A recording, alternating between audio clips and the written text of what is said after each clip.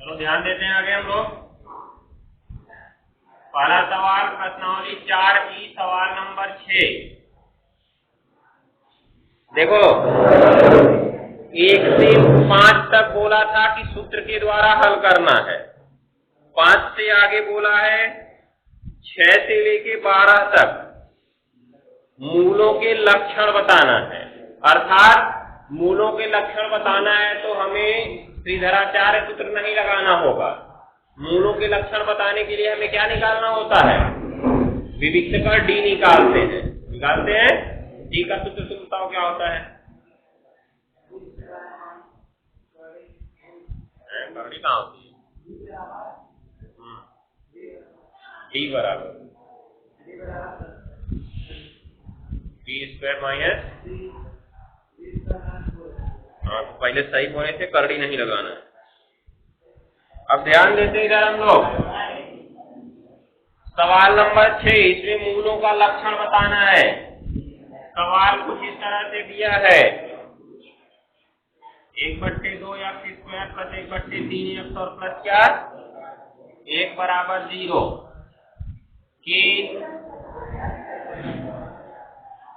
मूलों का लक्षण। अब देखो जब इसके मूलों का लक्षण हमको बताना है तो हमने कहा पहले इसको व्यापक रूप में बदलना होगा।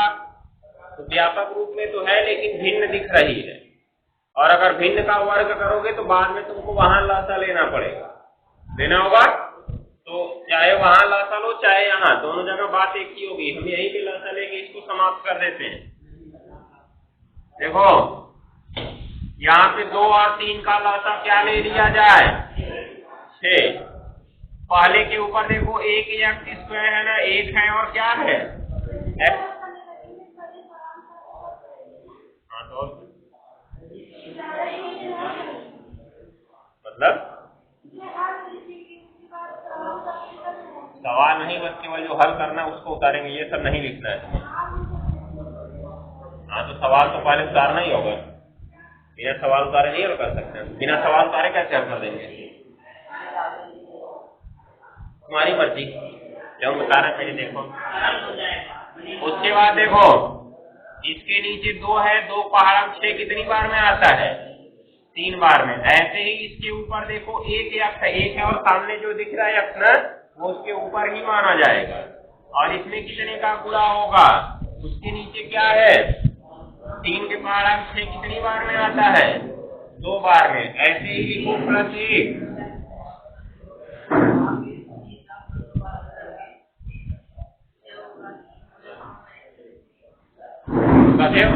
अभी एक x गुणे 2 नहीं लिखे हैं, गुणे 2 लिखे, 2 का गुणा करेंगे ना। और 1 है और नीचे लसा हमने 6 लिया है ना, इसके नीचे कुछ नहीं है तो इसमें कितने का गुणा करना पड़ेगा? पूरा 6 का गुणा करना पड़ेगा जो लसा लिए थे। बराबर क्या बचा है? ये नीचे है, इसको 0 की साइड में भेजोगे तो 0 गुणे 6 हो जाएगा ना। तो ऊपर क्या बचेगा 3x square plus 2x plus 6 बराबर 0 गुणे 6 अर्थात 0 हो गया। 3x square plus 2x plus 6 बराबर, अब इसकी तुलना कराओ ax square plus bx plus b बराबर 0 से। ध्यान देना जब भी तुम्हें भिन्न दिखता हो तो लौटा लेके भिन्न को खत्म कर दिया करो, सवाल आसान हो जाएगा। हाँ जी, ये यहाँ पे ये एक है ना, ये एक के नीचे कुछ है। जब इसके नीचे कुछ नहीं तो मान लो 1 रहता है, हमको पता है इतना, ठीक है। जब किसी के नीचे कुछ नहीं तो क्या मानते हैं? 1 मानते हैं ना। और तुमने लसा क्या लिया है? 6 लिया है, तीनों का लसा ना। तो इसके नीचे 1 है, 1 का पहाड़ा में 6 कितनी बार में आता है? 1 का पहाड़ा 6 बार पढ़ोगे तब तो 6 आएगा ना, इसलिए उसमें 6 का गुणा कराया गया है। समझ में? जब हम लोग गुणा किसका करते हैं? ऊपर किसी भिन्न के हर के पहाड़े में जितनी बार में लसा आता है उसी का ऊपर गुणा करते हैं। तो इस भिन्न का हर है 1 के पहाड़े में लसा अर्थात 6 कितनी बार में आ रहा है? 6 बार में आ रहा है, इसलिए उसमें 6 का गुणा कर रहे हैं। इसके हर में था कितना? 3 के पहाड़ा में 6 2 बार में आता है, इसलिए इसमें 2 का गुणा किए। इस भिन्न के हर में था कितना? 2, 2 के पहाड़ा 6 3 बार में आता है, इसलिए इसमें 3 का गुणा किया है। तो अंश में गुणा किसका करते हैं? हर के पहाड़े में लसा जितनी बार में आता है उसी का गुणा करते हैं। समझ गए? ये चीज को ध्यान में रखना। अब देखो होगा क्या, जब तुलना कराएंगे तो a की वैल्यू मिलेगी 3 और b की वैल्यू x के सामने अर्थात 2 और c की वैल्यू अचर पद अर्थात 6। हमको तो मूलों का लक्षण बताना है, इसलिए हमारा काम विविक्त कर से हो जाएगा। निधनाचार्य सूत्र लगाने का कोई मतलब नहीं है, इसलिए विविक्त कर d बराबर b स्क्वायर माइनस 4ac। तो देखो इधर मान रखते हैं b स्क्वायर अर्थात 2 का स्क्वायर माइनस 4ac, 4 गुणे 3 गुणे 6, तो 4 माइनस 4 3 12 छक्का 72, माइनस वाला बड़ा है बचेगा 68, जो क्या है जी ऋणात्मक है ना। और जब ऋणात्मक है तो होगा क्या, इसलिए समीकरण के मूल काल्पनिक होंगे। ये लिख देना है, नोट कर लो सवाल को।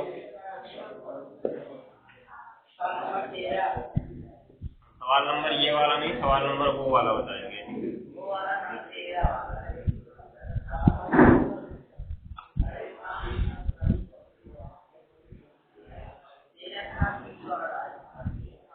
चलो ध्यान दो इधर, सवाल नंबर 7 हमारा हो गया ना। 3x स्क्वायर माइनस 4 करड़ी में 3x प्लस 4 बराबर, ये व्यापक रूप में पहले से ही दिख रहा है। इसकी तुलना करा दो ax square plus bx plus c बराबर 0 से। जब तुलना कराओगे तो तुम्हें a b और c का मान मिलेगा। तुम बताओ इस बार a b c का मान क्या मिलेगा? नहीं, पहले a बराबर बताओ और b बराबर, हम लोग जाओ रामानुज बताओ c बराबर। अब बताओ विविध का d का सूत्र तुम्हें बताओ अभी। नहीं बताओ जी, बताओगे? तुम्हें पूछ रहे हैं, लेकिन तुम एक सूत्र तो याद कर लो।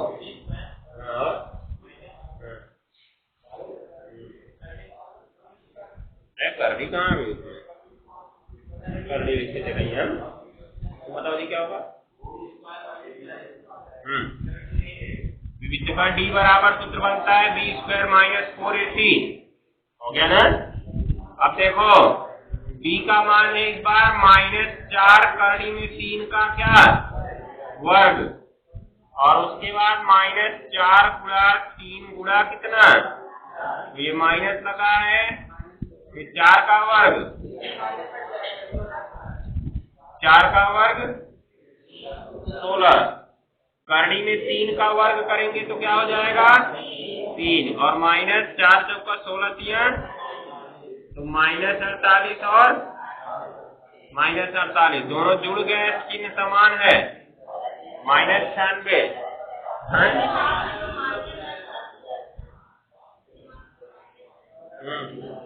क्यों ध्यान दिए ना, अभी एक बार और चर्चा किए थे। 2 तरीके से होता है, अगर ऐसे लिखा होता,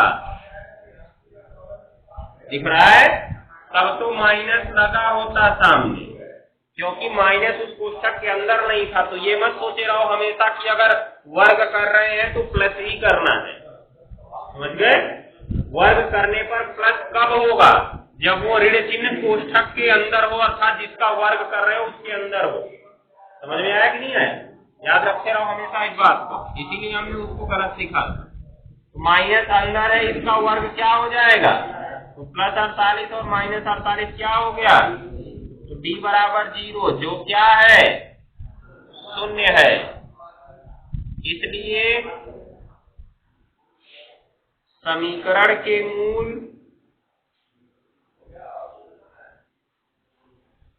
वास्तविक और समान होंगे।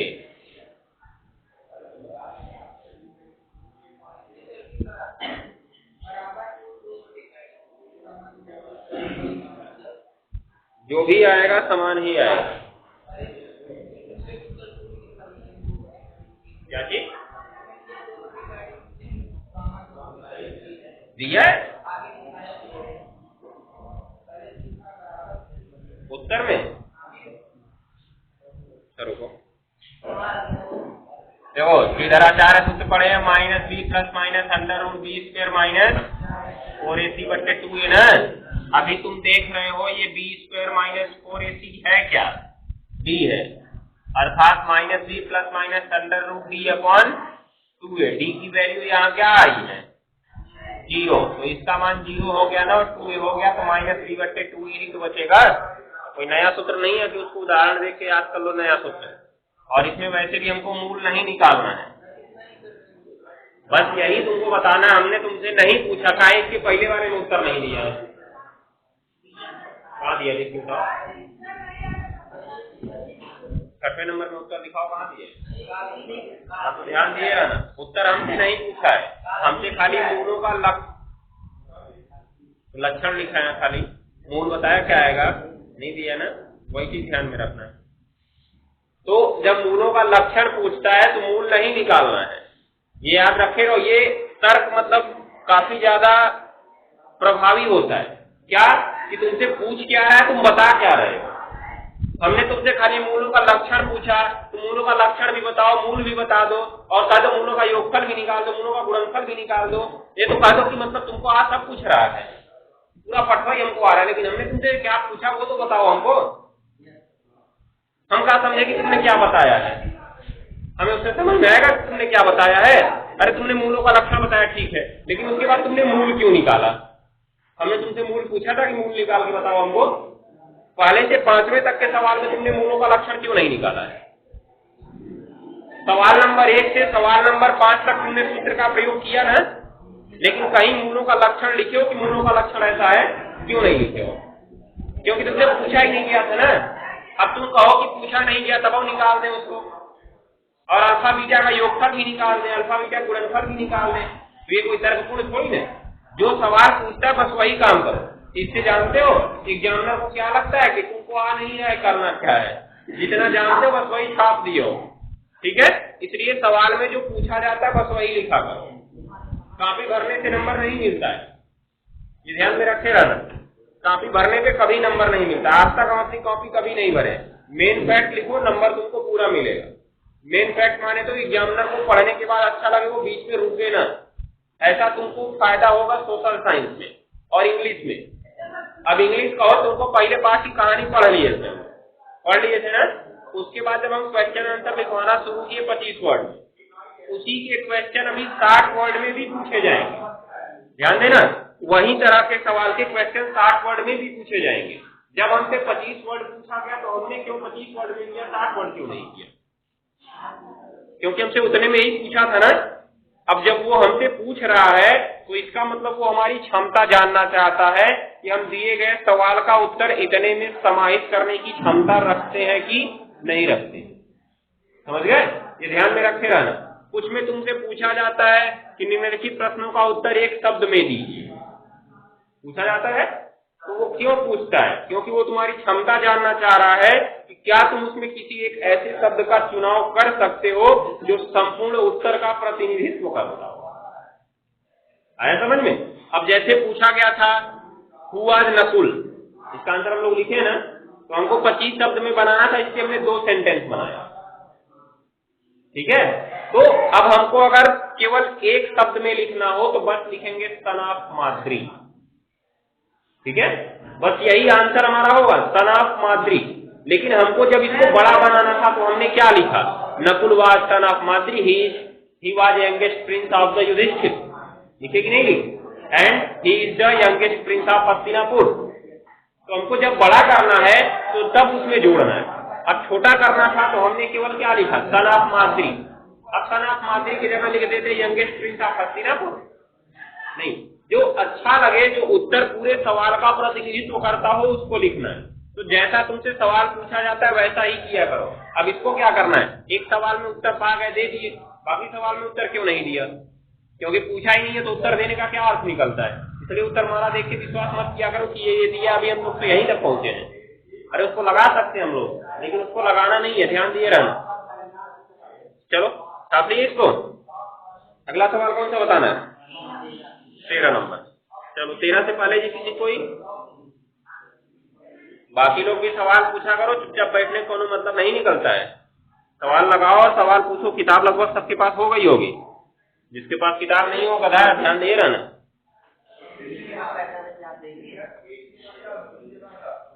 पैसा नहीं पढ़ कहाँ रहा है, पैसा नहीं पढ़ कहाँ रहा है, बताओ। बताओ। पेपर देने के लिए नाम कैसे लिखा है बिना पैसे के, हैं? सब बताओ। जब 1600 रुपये नाम लिखवाने के लिए दे सकते हो, 150 रुपये किताब नहीं खरीद सकते हो। उल्टी बात मत किया करो। 3000 लगे चाहे 10,000 लगे, नाम लिखवाने के लिए पैसा दे दिए, किताब खरीदने के लिए पैसा नहीं है। बताओ, 3000 रुपये नाम लिखवाने के लिए दे सकते हो। अभी 4 समोसा खाने पहुंच जाओगे 50 रुपए का, वही 50 रुपये 4 दिन जुगाड़ लो ना, किताब आ जाएगी। ध्यान दिए रहा। चलो लिखो सवाल नंबर 13। जब तुम पढ़ते हो तो जिम्मेदारी तुम्हारी होती है कि किताब तुम्हें कहाँ से चाहिए। ये तर्क तुम्हारे पास नहीं होना चाहिए कि हम पैसा नहीं है तो किताब कहाँ से खरीदें। पढ़ाई कर रहे हो वो तुम्हारा लक्ष्य है। तुम्हारे माँ बाप के पास पैसा नहीं है, लेकिन तुम कुछ ऐसा काम करो कि तुम्हारे पास किताब आ जाए। मांग लो, किसी से नहीं मांग सकते हो, कुछ ऐसा काम करो जिससे तुमको 100-150 रुपए मिल जाए, उसके बाद किताब को खरीदो। पढ़ने का जोश होना चाहिए। जब पढ़ना ही नहीं चाहते तो किताब कहाँ से मिलेगी। खाली बहाना बना लेते हो, पैसा नहीं, किताब कहाँ से खरीदे। अरे पढ़ाई का तर्क बहुत होता है। अभी जानते हो बहुत लोग होते हैं जिनके यहाँ पे लाइट नहीं होती। तुम लोग यहाँ बहाना बना लोगे सर्दी रात में लाइट नहीं थी इसलिए नहीं पढ़े। बहुत सारे लोग होते हैं ना जो सड़क वाली लाइट जलती है उसके नीचे पढ़ते हैं, और हमने देखा भी है सर, इलाहाबाद में हम देखे भी। सड़क ये जो लाइट जलती है सड़क पे ना चौराहे पे, उस लाइट के नीचे पढ़ते हैं। उनको पढ़ने का जुनून होता है, जोश होता है। समझ गए, ये ध्यान दिए रहना। जब तुम्हारे अंदर पढ़ने का जोश है तो ये तुम कहीं भी पढ़ सकते हो, याद रखे रहना। ऐसा नहीं बहाना बना लिया कि लाइट नहीं आया तो नहीं पढ़े। ये न पढ़ने वाले बोलते हैं ऐसा, कि जिनको पढ़ने का मन नहीं होता है। पढ़ने का एक तो मन नहीं रहेगा, जब तक लाइट रहेगी तब तक किताब सब खोल के देखते रहेंगे। लाइट भगी नहीं कर, इंतजार करते रहेंगे लाइट भाग जाए। जैसे लाइट भगी बस काम को बंद करके धीरे से शुरू हो गए। आजकल मोबाइल सबके पास होगा, मोबाइल ही शुरू हो जाएंगे। लाइट भाग गई इसलिए नहीं पढ़ रहे हैं। अरे पढ़ने जो है मोबाइल की लाइट जला के पढ़ लो। लाइट भाग गई, मोबाइल चलाना शुरू कर देंगे, पबजी खेलना शुरू कर देंगे, यूट्यूब पे वीडियो देखना शुरू कर देंगे, कॉमेडी देखना हो गया, पिक्चर देखना शुरू कर दिए। अरे नहीं है, कैसे नहीं है। 60 से 70% लोग के पास इस समय मोबाइल होगी, हम गारंटी के साथ कर सकते हैं। समझ गए, 70% लोग के पास मोबाइल होगी, हम गारंटी के साथ कर रहे हैं। नहीं होगी तो घर पे होगी, उसको लेते जरूर होंगे। बहाना मत बनाओ। चलो देखो इधर, अब ध्यान से देखो सवाल नंबर 13। सवाल नंबर 13 कहता है कि एक समीकरण है, इसके मूल समान है तो के का मान बताना है। अब सवाल को ध्यान से पढ़ो, बकैती ना करो, नहीं धो देंगे तुम लोग को हम। समीकरण कहा kx² plus k minus 1x, उसके बाद -1 बराबर। सर्वप्रथम तो इसको व्यापक रूप में बदलना होता है। व्यापक रूप के लिए सभी पद एक तरफ बराबर 0 है, बराबर 0। व्यापक रूप में है x² वाला पद देखो पहले है, x के साथ ये जितना कोष्ठक में लगा पूरा x का ही पद माना जाएगा, और जिसमें x नहीं लगा अर्थात एक, वो क्या माना जाएगा, अचर पद माना जाएगा। क्या माना जाएगा जी, अचर पद। अब ध्यान देने वाली बात है, इसकी तुलना करा दो। ax² plus bx plus c बराबर 0 से तुलना। तुम बताओ a बराबर क्या मिलेगा, a बराबर k। x² के सामने जो दिख रहा है वही a है, ठीक है। तुम बताओ इस बार x बराबर क्या मिलेगा, x नहीं b बराबर क्या मिलेगा। बी पूछ रहे हैं, बी किसके सामने है? यक्स के सामने है ना, तो ऊपर तुमको यक्स के सामने दिख क्या रहा है? एक्स के सामने ये पूरा पद कोष्ठक में दिख रहा है, देख रहे हो? दिखाई दे रहा है, नहीं दिखाई दे रहा है? तो पूरा पद ही बी माना जाएगा। इसका मतलब बी की वैल्यू क्या है? a माइनस ए, और सी क्या है इधर अचर पद -1। याद रखे रहो इस बात को। हो गया ना? कुछ सवाल ऐसे बड़े हो सकते हैं, नहीं तो पता चला या आपके सामने -1 देखे तो वही बता दिए, ये छोड़ रहे हो इसका मतलब। ठीक है, तो अब क्या होगा? ऐसे हो गया ना। अब क्योंकि क्या कहा है जी? मूल समान है। मूल समान कब होते हैं? मूल समान है, इसलिए विविक्त कर d बराबर। अब क्योंकि d का सूत्र पढ़े हो तुम, कौन बात कर रहा है जी? तो b² - 4ac बराबर 0। d बराबर 0 है ना, तो d का सूत्र लिखे हैं b² - 4ac और बराबर 0, तो पहले से दिख रहा है। अब इसमें मान रखो, मान पहले रखना है। b का मान है k-1 का वर्ग -4 गुणा a का मान k और c का मान -1। हो गया ना? यहाँ पर थोड़ा दिमाग लगाना होगा।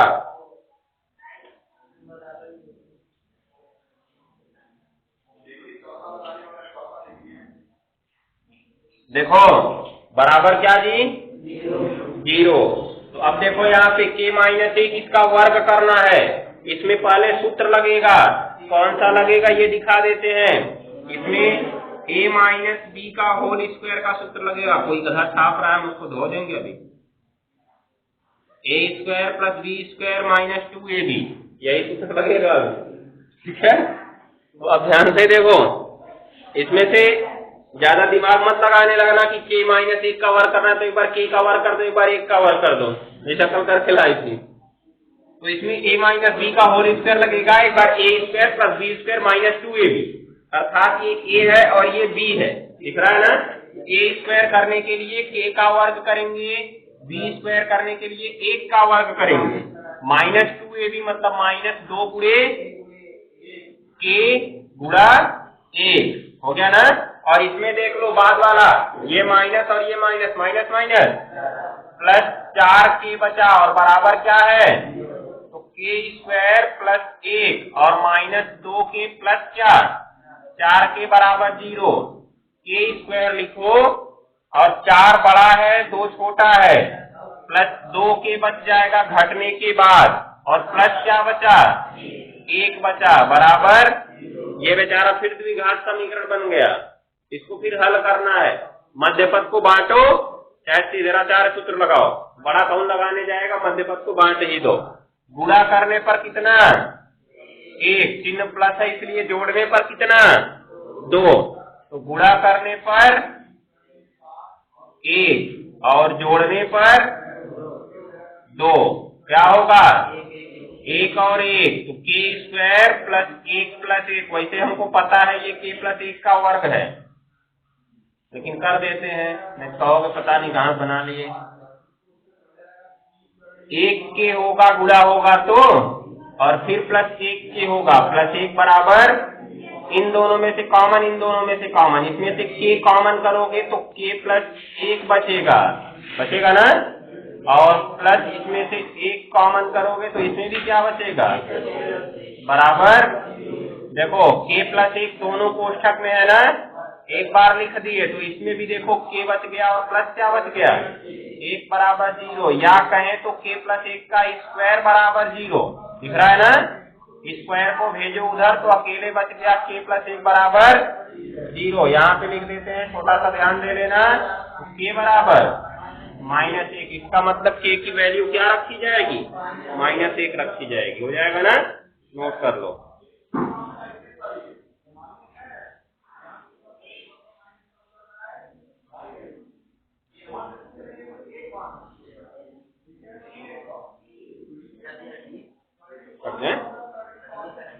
हट जाते हैं तब।